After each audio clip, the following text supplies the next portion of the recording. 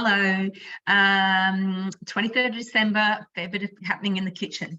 But what I'm going to show you at the moment, what I'm making is 2 pestos. And the reason I'm making 2 pestos is because, not till the 27th, but I'm going to make that Christmas wreath again. I'm just going to show you which recipe I mean. So the festive camembert wreath. Now, I have actually done a YouTube video showing you how to make this. But I think, as I mentioned in that, not keen on the cranberry filling, but that's just a personal thing. And so what I'm going to do is, as suggested by my lovely friend Kelly, I made one which you will have seen in that video, which used green pesto. And what she suggested is, why don't you, sharing, wouldn't it look good if you had a red and a green alternating all the way around? So I thought that's a brilliant idea. My son is over from the UK, from the US, and he's got a whole lot of mates coming here on Tuesday, and I thought it'd be an ideal opportunity to make that. So I'm going to make the pestos now. I will make the dough on Boxing Day night, leave it overnight to prove in the fridge, and finish it all on the 27th and bake it. They're not coming till the afternoon, but I'm going to make the pestos. And pestos are so easy. So if you haven't made one, come along with me and I'll show you how easy they are. Something I would never, ever buy again. So they're both in my week.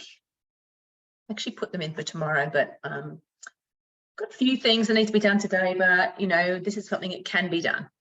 So I'm going to start. I always do the chunky basil pesto dip. So you can use it as a dip, but you can just use it as a pesto. I put it in eggs, all sorts of things. So start cooking Parmesan cheese. Here we go. 46 grams, that's okay.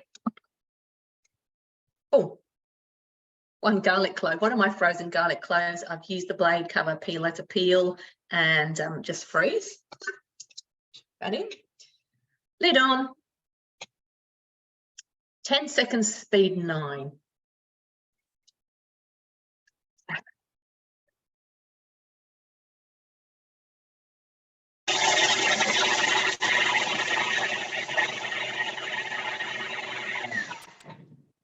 So obviously going to scrape down the side of the bowl after that.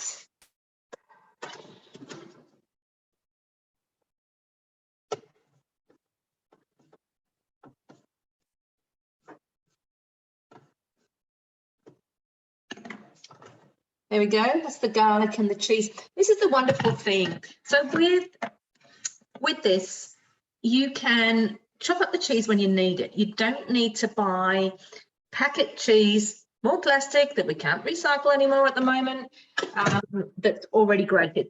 Also, when it's ready grated, it has anti-caking agent in it as well. So do it this way. Buy a block of cheese and grate it when you need it. Okay. Now, I'm sure you're aware that we have the Thermomix cutter coming out next year, and it's going to be a host reward between the 12th of January and the 28th of Feb. So that means you will get access to it if you decide to host.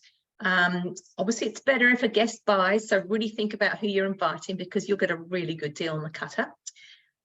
But do that, and you're going to have options for grating as well. So, we can grate different cheeses. With this, you can actually get the shredded cheese that you buy in the supermarket, but again, there's no anti-caking agent.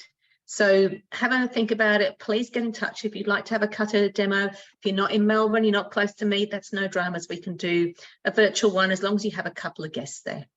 All right, so we'll move on with this pesto.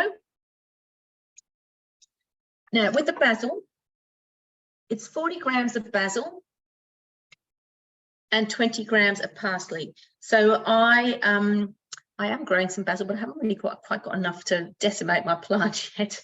So I've got a little bit more parsley, a little bit less basil, but I've basically got about the 60 grams of the 2 in here. So I've got my basils just underneath here. Oh, it's a bit under, but honestly, that's okay. Find a few little scraps.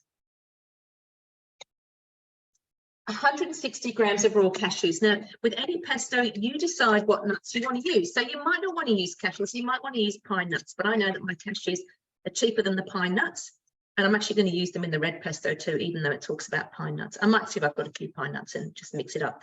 But you can use almonds, you can use whatever you want. I mean, obviously they have a slightly different flavour, but I just took this container to the source and filled it up. So again, zero waste.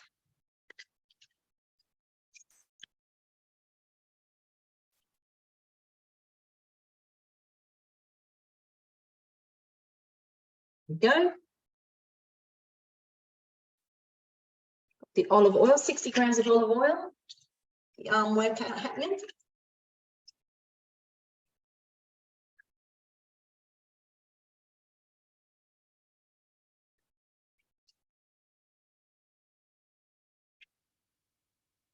All right, so I tend to put a little bit less in. 1 tablespoon of white wine vinegar, which I realized I've run out of, so I'm just going to do a little splash of apple cider. A little splash. Pop the lid on. Now my lid has automatically locked in place, and we're going to turbo. It says 4 to 5 times.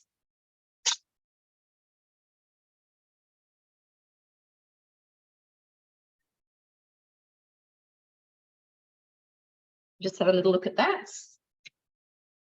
Remembering, of course, if I want to do it another time, I just hit the back button and I can do it again. No, that's fine. I'm happy with that. So that's the green part of the green pesto. And when I've actually made this, I will pop this up on Facebook and you can have a look. So that's the green pesto. Sorry, what I've made the wreath. Just going to change bowls. I don't need to change the lid. I can use the same lid because I'm still making pesto. But I need a nice dry bowl because I've got to chop cheese for this pesto too. Finishing that one, coming back in, into my week. And I've got red pesto now. Place the jug on the mixing bowl lid. I hadn't read that bit. We'll get around that, I think. Oh, I might just read the instructions. So the way you can read the whole recipe is to hit the 3 dots, recipe detail. All right. So just checking. Oh, it tells me I should actually weigh the olive oil first, so I will do it. Anything for a quiet life, an easy life in regards to okay, 70 grams of olive oil going into my jug. Normally I would put this straight into the jar I'm going to store the pesto in, but I'm not that organised. So there we go. That'll do. A little bit under. Okay, set the jug aside. Next, my Parmesan cheese. 1 garlic clove again. So exactly the same as the start of the previous pesto. Going to chop that up.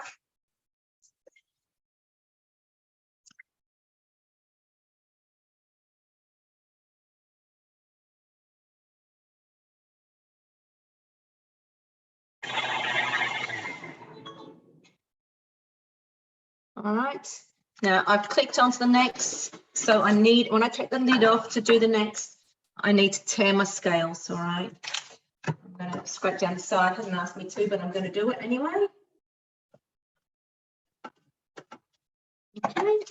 It says 160 grams of pine nuts. Now I do have a few pine nuts here, so I'm going to use a mixture.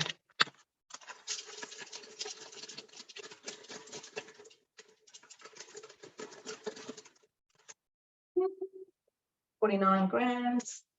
The rest I'm going to use the cashews again.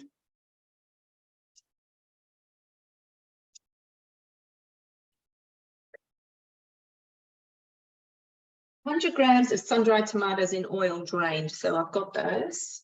That's the red of my pesto.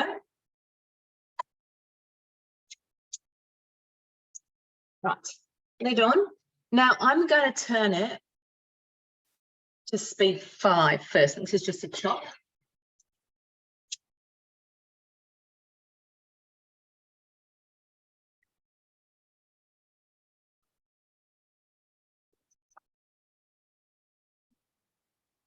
So I'll show you what that looks like. I've got to scrape the sides down anyway.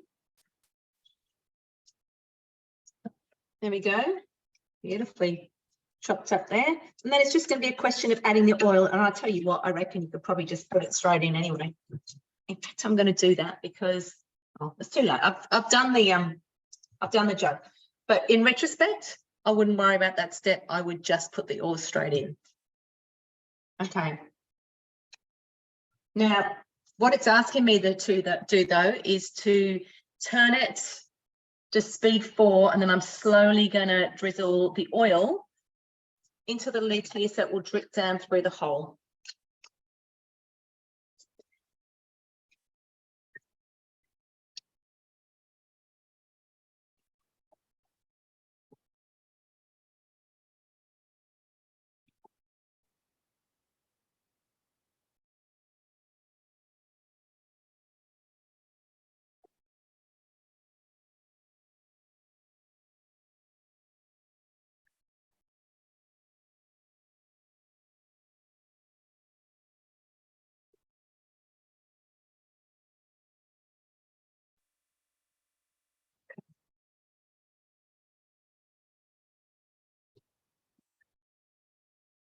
So I think it's a very similar result to the other way as well, but there you go.